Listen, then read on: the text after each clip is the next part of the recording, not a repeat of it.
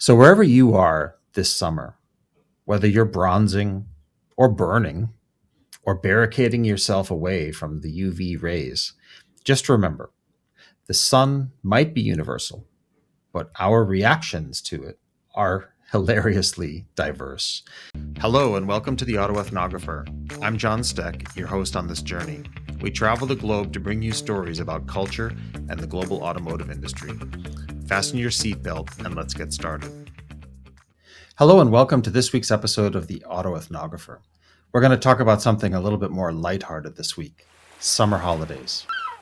So tell me, what do Germans, Americans, and Thais have in common in the summer? They all chase the sun, but some run towards it and others run from it. This past weekend at Jomtien Beach in Thailand, I had the opportunity to observe really a mixed ecosystem of local Thais and foreign tourists, which inspired me for this week's episode. And besides, if I think about my friends in the Northern Hemisphere, many of them are on holiday right now. Perhaps they've had one. Perhaps they're on their holiday at this very moment and listening to this podcast from a beach or from a lake somewhere. And others are still looking forward to it at the end of August. Summer is a global ritual. It's a time when we leave the workplace behind and we seek out some adventure, relocation, rest. We go on vacations, of course, known as holidays in other parts of the world, maybe to beaches, to mountains, to lakes, to visit cultural or historic sites. But the way that each nationality, each culture approaches this season has its own cultural quirks. And I think that's where we want to be a little bit lighthearted today, talking about how vacation is addressed in each part of the world. And we'll have a little bit of a parade later on in the episode, a parade of stereotypes, if you will. So while Europeans have their long holidays, Americans are obsessed with tanning and likely doing that somewhere in the United States, Southeast Asians seek relaxation in the shade. The Great Escape, European summers. Let's talk about Germans and Swedes a little bit, since I worked for employers from each of these two countries. 4 to 6 week vacations are common, often planned a year in advance and down to the minute on the daily schedule. We're late. For example, I have a German friend visiting me in Thailand later this year, and his intensive planning of each day down to the last detail began already in the summer of 2024, more than a year in advance. Looking forward to seeing you soon. Migration to Southern Europe, Spain, Italy, Greece, where the more, let's say, uptight Northern European cultures can truly relax and absorb the Mediterranean vibe, is something you'll probably find. You're more likely, frankly, to run into Germans on the island of Mallorca rather than the native Spaniards. The cultural emphasis is truly on rest, nature, family time.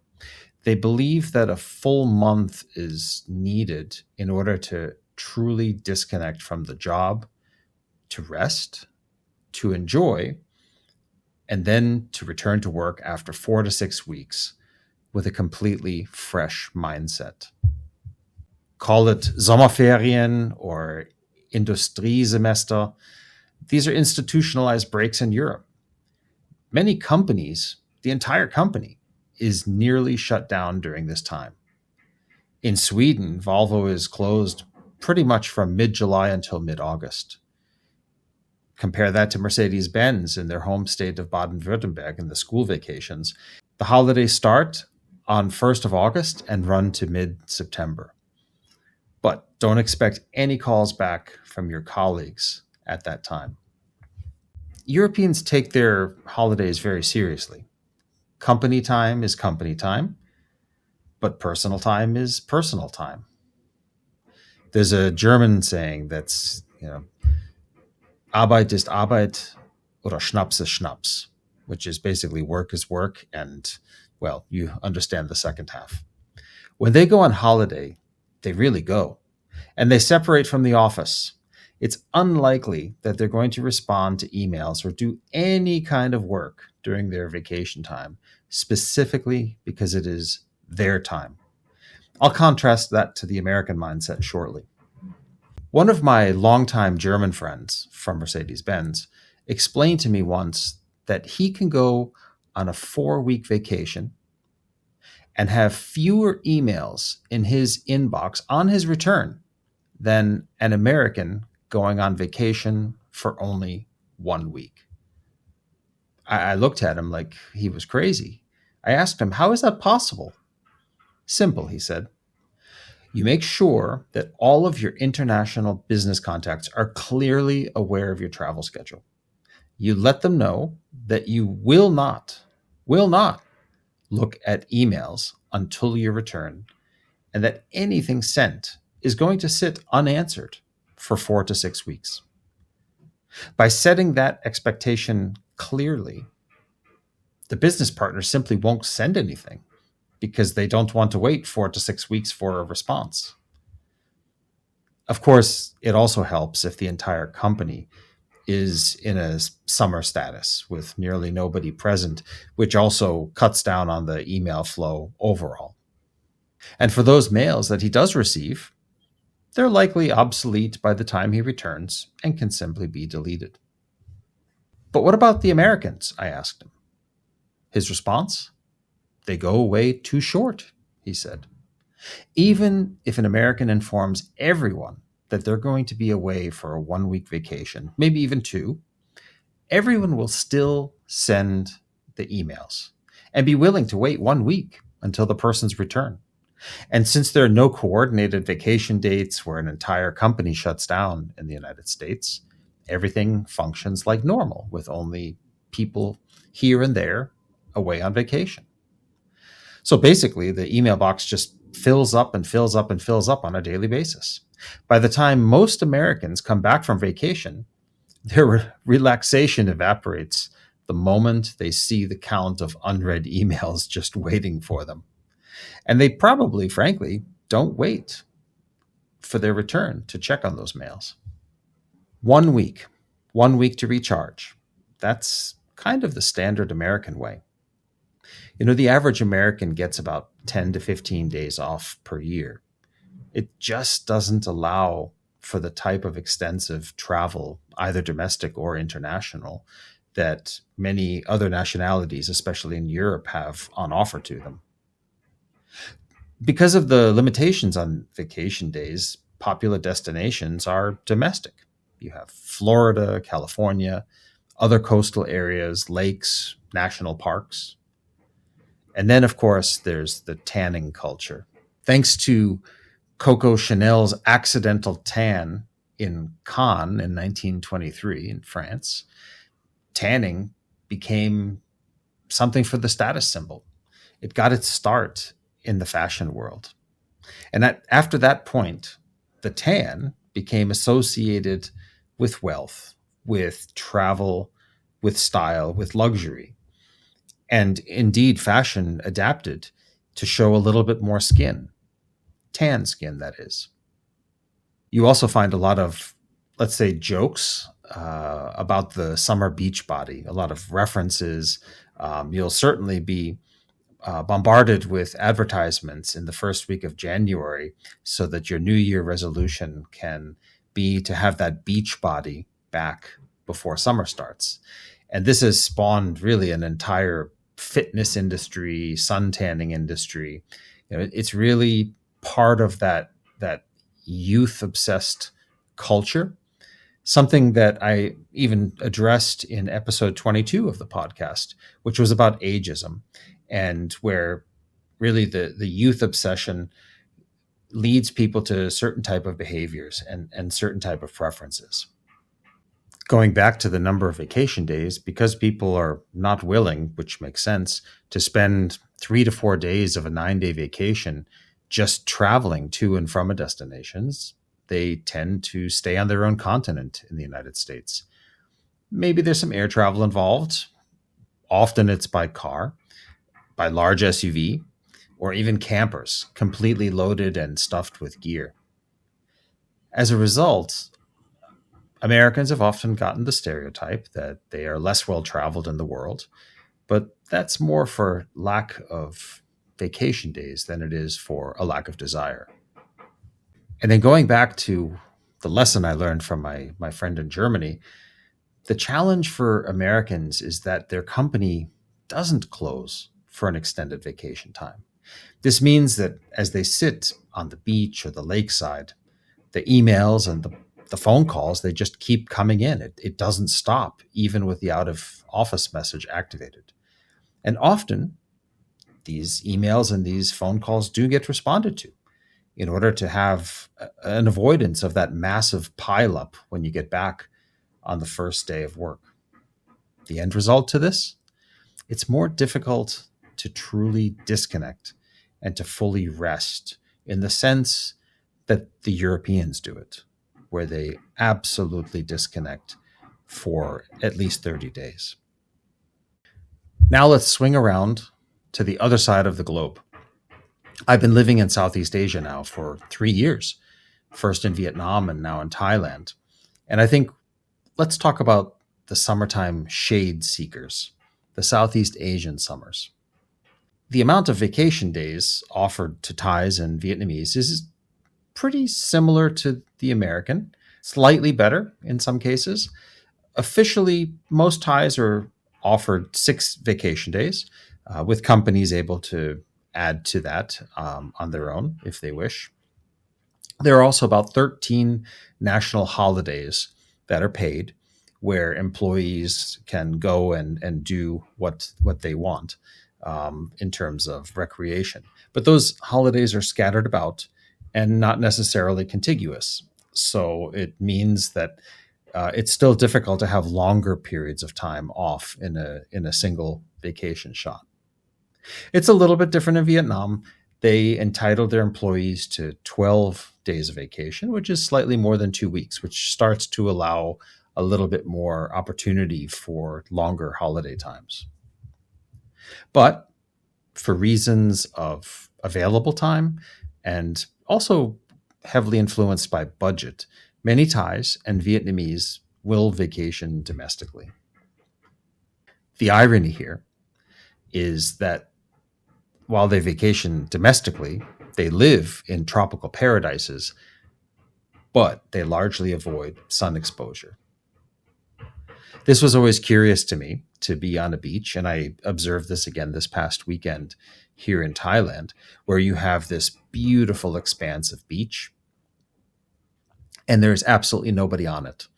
It's the tourist low season, so there aren't so many foreign tourists in Thailand at the moment. But the local Thais who went to the beach for the weekend, they spent their time in the shade, mostly under umbrellas or under trees, absolutely avoiding exposure to the sun. Why is that? Why is there such an aversion to the sun? Well, it comes from historical class distinctions. People who have tan, dark skins in Southeast Asia are perceived to be outdoor laborers, whether some sort of hard form of labor, farming, or other outdoor work. Whereas people with pale skin are perceived to be wealthy, to be educated, someone who doesn't have to be outside laboring and getting that dark skin tan from the work outdoors. Well, this leads to massive behavioral differences when you go outside. Whereas the Europeans and the Americans are seeking sunshine during the course of their holidays, here you're talking about umbrellas on the beach and sitting under trees, and indeed wearing long pants and long sleeves, even on the beach at temperatures of 35 degrees Celsius. With that in mind, local tourism here often figures in on mountain retreats or shaded areas. So while the foreigners are worshiping the sun on the beaches, the local populations may either sit in the shade by the beach, but they'll also seek out cooler, shadier locations, including, frankly, nearby air-conditioned shopping malls. It seems so funny to me that people always want the opposite of what they have. I'm a very light-skinned Northern European born in Germany, and I've always sought out to tan my skin, to be a little bit darker. While in the meantime, in Asia, people who have naturally darker tinted skin, they seek to have lighter tones. If you go to any health and beauty shop here in Southeast Asia, you're going to find the shelves absolutely packed with creams, lotions, and salves that are meant for lightening and whitening and brightening. It's a clear indication that this class distinction is something that's really culturally ingrained, and that people are continuing to adhere to and desire the appearance of having lighter skin. I promised you a parade, a summer stereotype parade around the world. And again, these are stereotypes, and I'm doing this only for fun. But as I think we know, with stereotypes, there's always a little grain of truth, a little grain of reality hidden in there somewhere. So let's just take a quick spin around the globe and meet some of the classic summer characters. You've seen them. You might even be one of them. There's no judgment here, just some sunscreen and some fun. The first stereotype, I'm going to call this the German beach commander. The Germans, they arrive at 6 a.m. to claim the best sunbed with their towel. They just put the towel out, and then they go back to breakfast to their room and do something else until eventually coming out to that seat which has been reserved for several hours. The German beach commander also has a spreadsheet of daily activities and daily schedule. Hiking, swimming, schnitzel at 6 o'clock sharp, and bedtime at 10. And then the next day starts. And I've been guilty of this in the past. They might wear socks under their sandals, which is taboo nearly every place else on the planet. The motto of the German beach commander: efficiency doesn't take a vacation. So swinging a little further north from Germany, let's talk about the Swedish sun worshipper. I've been in Sweden in the wintertime, and I can tell you it's dreary, where you have nearly no daylight for the entire day. And for months on end. So I can fully understand this, but they haven't seen the sun in 8 months. And when there is sun and the first warming rays start to come out in the spring, you'll see the Swedes first still wearing jackets, penguining, facing the sun. And as the sun moves, they slowly rotate in the direction of the sun.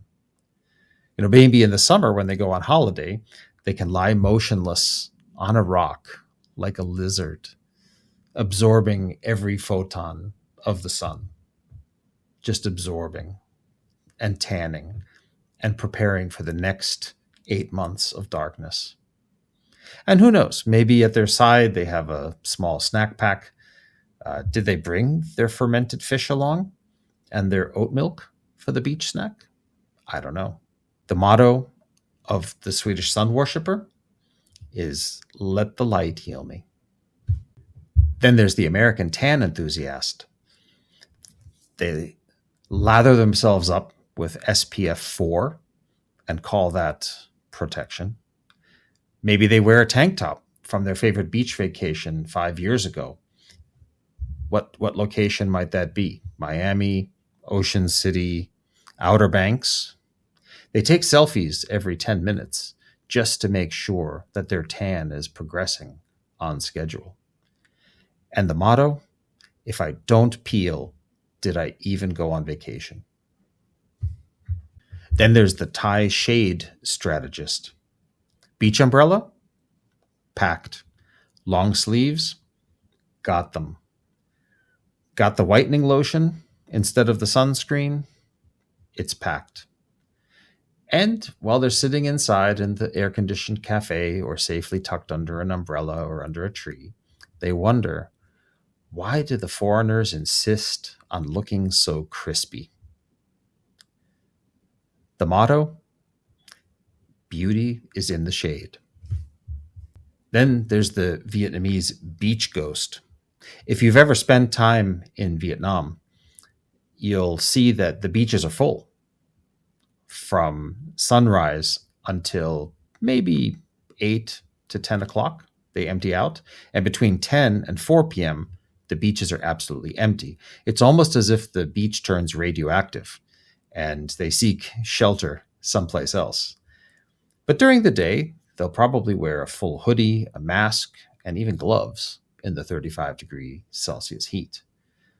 Of course, during that 10 to 4 p.m. time frame, they may be enjoying their iced coffee, the iced Vietnamese coffee, which I can only recommend, in an air-conditioned shopping mall while they watch the foreign tourists toasting themselves outside.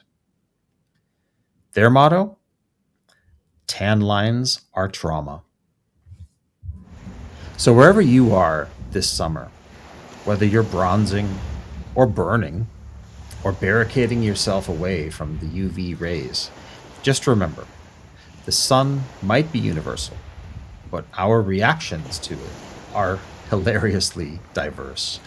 And that's all due to culture. So you could be sipping your sangria in Mallorca, having a Diet Coke in Miami, or hiding under a palm tree in Phuket. Summer tells a story about who we are, what we value, and how we rest. I hope that all of you have had your opportunity this summer for a holiday, and I'm sorry to my Southern Hemisphere friends, you have to wait a few months, or that you've got one coming up soon, or perhaps are even on a holiday right now. Get some rest, recharge your personal batteries, and have some fun with your families. Soon it's time to head back to work, with or without a summer suntan. And don't worry about those emails or PowerPoints right now. Just relax. So until next week, apply the sunscreen and keep on driving. Thank you for joining us on today's journey. Please remember to like and subscribe to the Auto Ethnographer and leave us a rating or comment. For more information, visit our website at auto-ethnographer.com. You can also follow on Instagram, Facebook, and LinkedIn.